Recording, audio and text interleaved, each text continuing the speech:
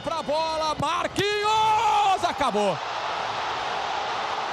A Croácia está na semifinal da Copa do Mundo de 2022. O sonho do Hexa está adiado. Fica para 2026. A seleção brasileira... Durante mais de 20 anos, o Brasil procurou a resposta para a mesma pergunta. Por que a maior seleção da história não consegue voltar ao topo do mundo? Trocamos técnicos, mudamos gerações, mudamos esquemas táticos, mudamos jogadores, mas o resultado continuou o mesmo. Enquanto isso, uma ideia antiga parecia ter sido esquecida. Uma ideia defendida por Tele Santana. Uma ideia que Romário resumiu em poucas palavras. A ideia dos cachorros magros. Certa vez, Romário foi questionado sobre um conceito que carregou por toda a carreira. O cachorro gordo come filé todos os dias. Ele dorme tranquilo. Ele vive confortável. Mas o cachorro magro, o cachorro que ainda sente fome, está sempre alerta, sempre atento, sempre pronto para atacar, porque ele ainda precisa conquistar alguma coisa. E talvez seja exatamente isso que o Brasil perdeu ao longo dos últimos anos. Durante muito tempo, a seleção brasileira se acostumou a depender de estrelas, jogadores já consagrados, jogadores que já tinham Champions League, jogadores que já tinham contratos milionários, jogadores que já tinham conquistado praticamente tudo. E antes que alguém entenda errado, isso não significa que esses jogadores não queriam vencer, não significa que eles não se esforçavam, mas existe uma diferença enorme entre querer vencer e precisar vencer. Porque quando você precisa vencer, a fome é diferente, a intensidade é diferente, a mentalidade é diferente. E talvez seja exatamente por isso que essa nova geração esteja despertando tanta esperança. Porque pela primeira vez em muitos anos, o Brasil voltou a ter cachorros magros. Jogadores que ainda estão correndo atrás do próprio sonho. Jogadores que ainda têm algo a provar. Jogadores que entram em campo sabendo que uma Copa do Mundo pode mudar suas vidas para sempre. Talvez nenhum jogador represente melhor essa palavra do que Igor Thiago. Porque antes da Premier League, antes da seleção brasileira, antes dos estádios lotados, existia um garoto distribuindo panfletos, trabalhando como servente de pedreiro, tentando ajudar a família. Enquanto muitos sonhavam com a Europa, Igor sonhava apenas com uma oportunidade. Nada veio fácil, nada veio de presente. Tudo foi conquistado passo a passo. Divisões inferiores, clubes pequenos, pouca visibilidade, muito trabalho. E talvez seja exatamente isso que o torna perigoso. Porque quem precisou lutar por cada degrau normalmente não esquece como subir. Hoje ele chega à seleção carregando algo que o Brasil não vê há muito tempo. A esperança de encontrar um camisa 9 disposto a assumir responsabilidade. Não estamos falando de um novo Ronaldo Fenômeno, mas talvez de alguém que entra em campo pensando: se ninguém resolver, eu resolvo. E isso vale mais do que muita gente imagina. Mas Igor Thiago não está sozinho, existe Danilo. E talvez nenhum jogador dessa lista represente melhor a palavra persistência. Porque Danilo não foi construído em cima de hype. Não apareceu em capas de revista. Não foi tratado como fenômeno. Ele foi dispensado, ignorado, desacreditado. Enquanto outros jogadores recebiam oportunidades, Danilo precisava conquistá-las. Passo por passo, treino por treino, jogo por jogo. Porque alguns jogadores chegam ao topo através do talento, outros chegam através da resistência. Danilo pertence ao segundo grupo, e quem já precisou reconstruir a própria carreira aprende algo que muitos nunca aprendem. Aprende a valorizar cada minuto dentro de campo. Aprende a jogar como se tudo pudesse acabar amanhã. E jogadores assim costumam ser perigosos, muito perigosos. Depois temos Wesley. Talvez uma das maiores voltas por cima do futebol brasileiro recente. O garoto que quase abandonou o futebol. O garoto que lavava carros. O garoto que ouviu vaias. Que foi criticado, humilhado, questionado. Muitos não acreditavam nele. Muitos diziam que ele nunca chegaria ao mais alto nível. Mas Wesley continuou, porque existe uma diferença enorme entre jogadores que nasceram confiantes e jogadores que precisaram reconstruir a própria confiança.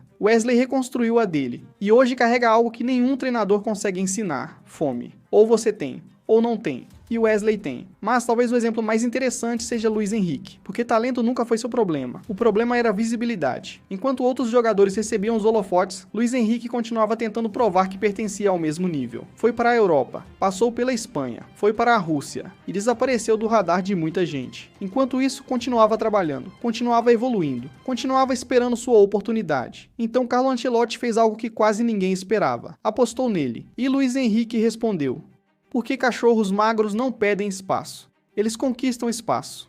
Eles entram em campo sabendo que talvez nunca recebam outra oportunidade. E é exatamente isso que os torna perigosos. Então chegamos a Ryan, talvez o retrato perfeito do futuro, porque tudo na carreira dele ainda está por acontecer. Clubes gigantes observam, olheiros observam, a Premier League observa, o Liverpool observa. E o mais curioso é que ele ainda não conquistou nada disso. Tudo continua sendo uma possibilidade, tudo continua sendo um sonho. E talvez seja exatamente isso que o torna tão perigoso. Porque Ryan sabe que uma Copa do Mundo pode mudar sua vida para sempre. Ele sabe que uma grande atuação pode transformar interesse em contrato, potencial em realidade, promessa em estrela. Talvez seja por isso que ele joga cada bola como se fosse a última. Porque para ele, o futuro ainda está sendo escrito. E então chegamos a Endrick, o garoto que deveria conquistar o mundo. O garoto que chegou ao Real Madrid carregando expectativas impossíveis. O sucessor, o fenômeno, a próxima grande estrela do futebol brasileiro. Mas quando as luzes se acenderam, os holofotes apontaram para outros lugares. Mbappé, Vinícius, Bellingham. Enquanto isso, Endrick esperava, pela primeira vez na vida.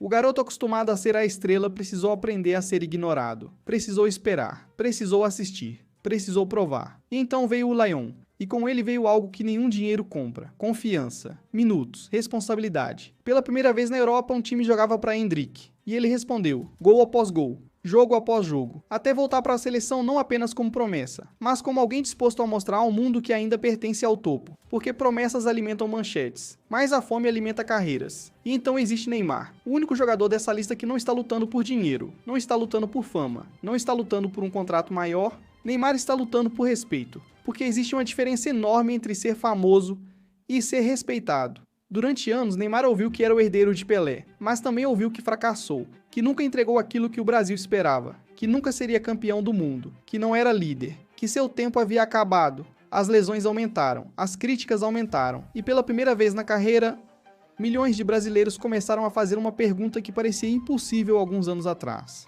Neymar ainda merece estar aqui? Seu ciclo acabou? Ele ainda consegue decidir jogos? Ele ainda é o mesmo jogador? Pela primeira vez, Neymar deixou de ser uma certeza. E existe algo extremamente perigoso quando você desacredita um grande jogador, porque é exatamente nesse momento que ele volta a sentir fome. Fome de responder, fome de provar, fome de mostrar que todos estavam errados. Talvez seja por isso que ele voltou ao Santos. Talvez seja por isso que lutou para recuperar sua forma física. Talvez seja por isso que trabalhou para convencer Carlo Ancelotti de que ainda merecia vestir a camisa da seleção brasileira. Porque Neymar não está jogando por dinheiro, não está jogando por fama, ele está jogando por legado. Porque se Neymar levantar uma Copa do Mundo, ele não estará apenas vencendo um torneio, estará encerrando uma discussão que acompanha sua carreira há mais de 15 anos. E talvez não exista cachorro mais perigoso do que um homem tentando defender o próprio legado. E talvez seja por isso que essa seleção pareça tão diferente, porque cada jogador carrega uma fome diferente. Igor Thiago quer provar que pertence ao topo. Danilo quer provar que a persistência vale a pena. Wesley quer provar que não era um erro. Luiz Henrique quer provar que merece os holofotes. Ryan quer conquistar o futuro. Endrick quer deixar de ser promessa. E Neymar quer defender o próprio legado. Talvez Tele Santana estivesse certo o tempo todo. Porque talento ganha jogos. Experiência ganha campeonatos. Mas a fome é capaz de mudar a história. E pela primeira vez em muito tempo, o Brasil voltou a ter fome de ser campeão do mundo.